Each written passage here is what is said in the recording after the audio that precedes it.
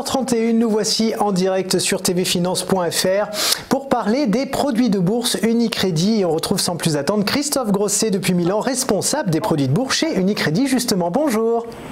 Bonjour. Alors on va commencer par s'intéresser au volume d'échanges. Comment ça a évolué depuis jeudi dernier ?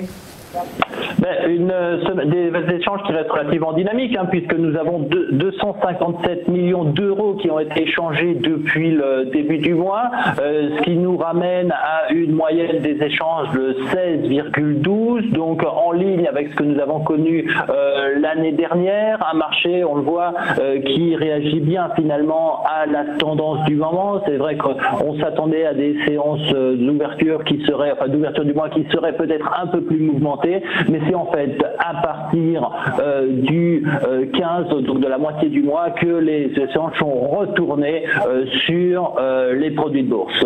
En particulier,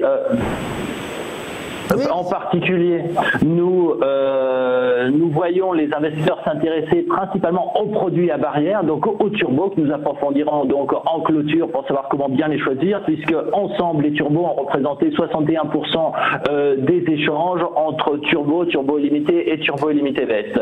Suivent donc les varans qui sont finalement avec quasiment 20% des échanges, les produits qui ont attiré majoritairement les investisseurs, peut-être à partir d'hier, avec le rebond de volatilité que nous avons connu, donc celui que nous pourrons commenter par la suite. En termes de sous-jacents qui ont été le plus recherché, nous avons, en ce qui concerne les turbos, naturellement les indices, donc qui confirment la phase de nos investisseurs de vous chercher peut-être du trading à court terme avec les produits à effet de levier, puisque sur les turbos, le top 5 est représenté déjà par 4 indices, donc CAC, DAX, Dow Jones et Nasdaq, un petit repli sur le S&P qui était habitué à être à la 5e place.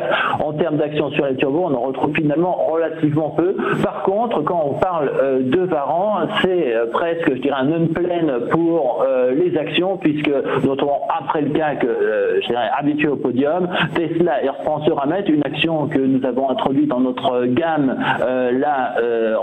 en tout début d'année, donc c'est bien de l'avoir traité. Société Générale, Orange et Valeo, donc ont été des actions sur lesquelles on a vu fondamentalement des mouvements techniques se développer, et nous avions eu l'opportunité d'en parler dans le webinaire de la semaine dernière.